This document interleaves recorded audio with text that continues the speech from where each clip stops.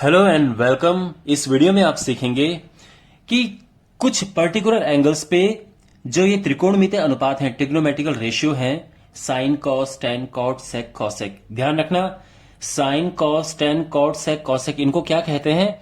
इनको त्रिकोणमितीय अनुपात कहते हैं, ट्रिग्नोमेट्रिक रेशियोज कहते हैं।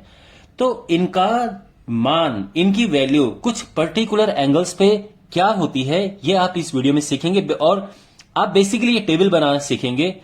और अगर आपको कोई कंफ्यूजन होती है बाय द वे कि कहां पे क्या वैल्यू है, तो आप आराम से टेबल बना के उसकी वैल्यू पता कर सकते हैं। और आपके जो सिलेबस में यानी 10th क्लास में 0 से 90 डिग्री तक है। यह अलग बात है कि हायर क्लासेस में आपको 120 डिग्री 150 डिग्री सब पे याद करना होता है और बड़े बड़े एंगल्स पे भी निकालना भी होता है। लेकिन इस वीडियो में जो आपके सिलेबस में है 10th क्लास में, वही है कि 90 तक इनका मान क्या होता है और आप टेबल बनाना सीखेंगे। तो सबसे पहले मैं टेबल बनाता हूं, उसके बाद फिर बाद में कुछ और चीजें भी मैं आपको समझाऊंगा। तो शुरू करते हैं। देखिए, सबसे पहले यहां पे साइन का हम बनाते हैं और बाकी साइन के हिसाब से हम चेंज कर सकते हैं। तो देखो, बनाने के लिए सबसे पहले आपको क्या करना है, 0/4, 1/4, 2/4, 3/4 एंड 4/4। आई होप ये आपको समझ आ गया होगा लिखना। सब में रूट लगाओ।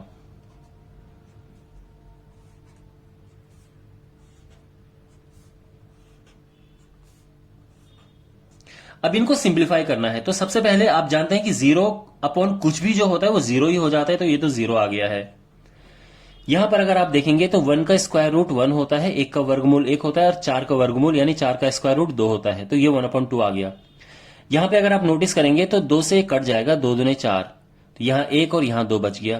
तो 1 का स्क्वायर रूट तो 1 ही होता है, लेकिन 2 का नहीं निकलता है, तो 2 का स्क्वायर रूट हम ऐसे ही छोड़ देते हैं।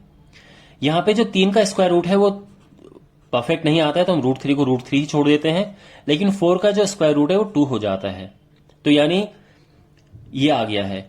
और ये 4 से 4 कटेगा तो ये 1 आ जाएगा, तो √1 यानी 1 होता है। इसका मतलब ये है कि साइन का मान 0 डिग्री पे 1 होता है। तो अगर ये कहें कि साइन 0 क्या होता है, तो आप कहोगे 0। साइन का मान 0 डिग्री पे 0 होता है। साइन का मान 30 डिग्री पे 1/2 होता है। तो अगर कोई पूछे साइन 30 क्या है, तो आप कहोगे कि साइन 30 1/2 है। साइन का मान 45 डिग्री पे 1/√2 होता है। साइन का मान 60 डिग्री पे √3/2 होता है। और साइन 90 1 होता है, 90 डिग्री। ओके, ध्यान रखना। तो साइन 90 डिग्री 1 होता है। ये जो पहली लाइन है, अगर आपको समझ आ गया तो बाकी आप आराम से लिख सकते हैं। अब हमें कॉस निकालना है, तो कॉस के लिए क्या करते हैं, इसको पलट देते हैं। जो यहां पे है 1 वो यहां पे आ जाएगा, √3/2 यहां पे आ जाएगा, 1/√2 यहां पे, फिर ये इधर और ये इधर आ जाएगा। इसका मतलब ये है कि जो साइन 0 है वो कॉस 90 है, जो साइन 30 होता है वही कॉस 60 होता है। साइन 45 और कॉस 45 दोनों सेम होते हैं। साइन 60 और कॉस 30 एक जैसे होते हैं, और साइन 90 और कॉस 0 ये एक जैसे होते हैं। अब बात करते हैं टैन की। देखो, टैन कैसे निकलता है, जब हम साइन को और कॉस को डिवाइड करते हैं तो टैन निकल जाता है। तो टैन साइन अपॉन कॉस होता है, ये माइंड में रखना, ठीक है ना। तो ये जो है ये चीज माइंड में रखना। अब दिस अपॉन दिस करेंगे तो क्या आएगा, 0/1 यानी ये 0 हो जाता है।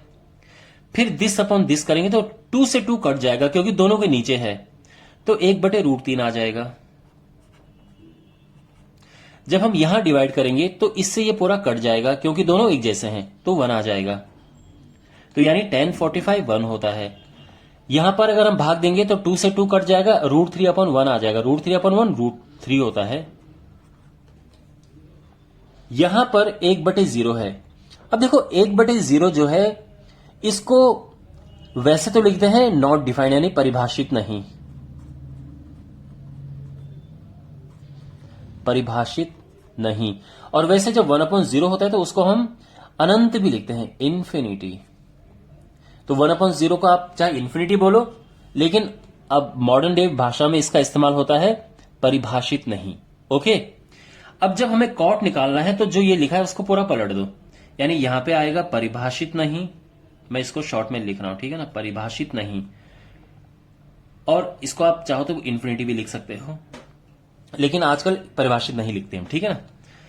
अच्छा, कॉट 30 की बात करेंगे तो यहां से ये है, बिल्कुल जैसे मैंने कहा, ये सीधा पलट जाता है। फिर ये 1 है, यहां पे 1/√3 आएगा और ये 0 आ जाएगा। तो अगेन जो tan 0 है वो cot 90 है, और जो tan 30 है वो cot 60 है, और इस तरह से आप देख सकते हैं, ठीक है। उसके बाद बात करते हैं sec की। sec होता है cos का उल्टा, यानी sec 1/cos होता है। तो अगर हम इसका रेसिप्रोकल करें तो यहां पे आ जाएगा। तो यहां पर अगर आप देखें कि ये 1 है, तो 1/1 करेंगे तो क्या आएगा, ये 1 ही आएगा। इसका भी रेसिप्रोकल करेंगे, यानी बिल्कुल उल्टा करना है व्युत्क्रम। तो क्योंकि 1/में है तो 1/में उल्टा हो जाएगा, तो ये 2 पर चला जाएगा और √3 नीचे आ जाएगा। ऐसे ये √2 पर चला जाएगा, 1 नीचे आ जाएगा, तो ये √2 आ जाएगा। यहां 2 पर चला जाएगा, 1 नीचे आ जाएगा, तो ये 2 आ जाएगा। और यहां पे 1/0 आ जाएगा। 1/0 क्या हो जाता है, ये वही परिभाषित नहीं, ठीक है ना। अच्छा, कॉसेक होता है, दो तरीके हैं, या तो इसको पलट दो, और या जो ये है साइन उसका उल्टा लिखो। तो ये साइन का रेसिप्रोकल होता है, या इसको पलट के लिख दो। तो ये है परिभाषित नहीं। फिर ये 2 यहां पे आ गया, और आप इसको भी पलट के लिखोगे तो ये भी 2 आएगा। फिर ये √2 आएगा, और चाहे इसको पलट के लिखो तो भी √2 आएगा। ये 2/√3, अगेन इसको पलट के भी 2/√3 आएगा, और ये 1 आ गया। अंडरस्टैंड? वेल, ये तो बन गई टेबल।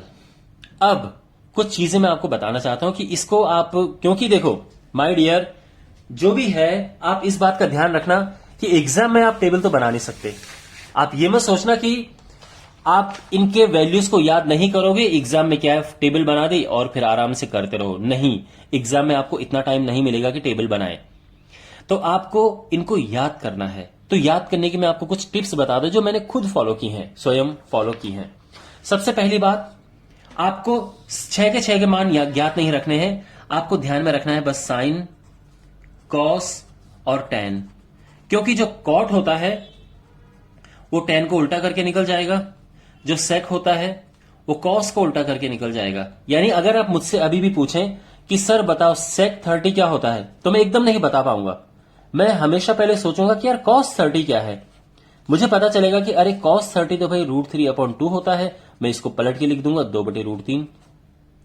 तो 3 याद करने आवश्यक हैं, बाकी 3 को याद करने की आवश्यकता नहीं। अगर आपको कॉसेक निकालना है तो साइन का रेसिप्रोकल हो जाएगा।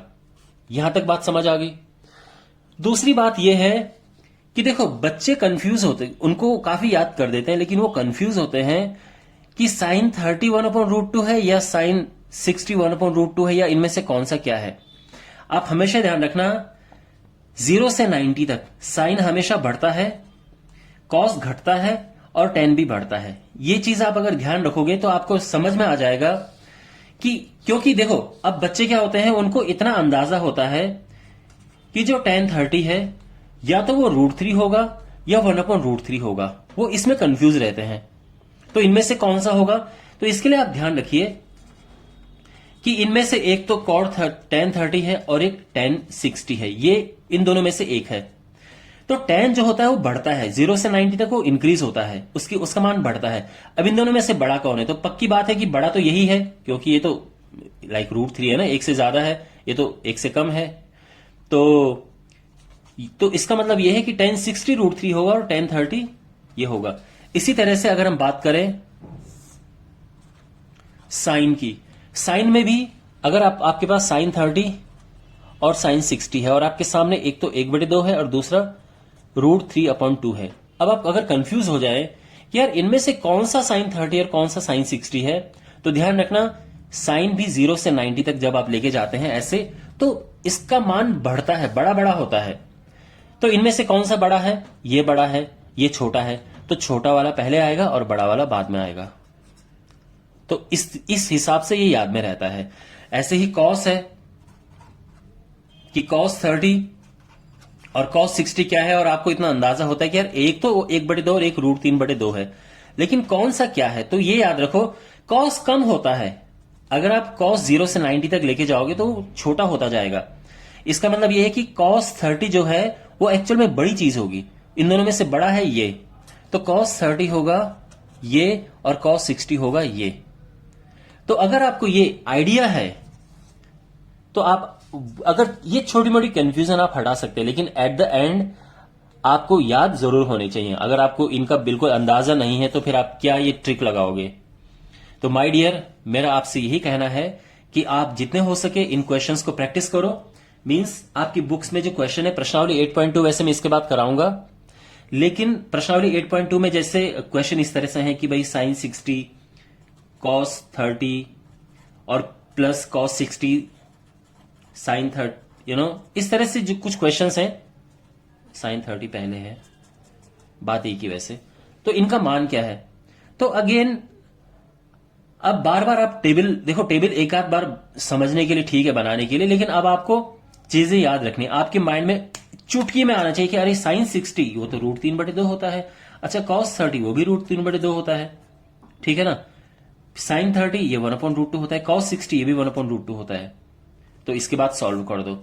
ये वैल्यूज आपके दिमाग में एक सेकंड में आनी चाहिए, तो इसकी इतनी ज्यादा प्रैक्टिस होनी चाहिए। ट्रस्ट में जितना ज्यादा प्रैक्टिस करेंगे आपको कोई भी प्रॉब्लम नहीं आएगी, आप आराम से फिर आपके एकदम टंग पे रहेंगे।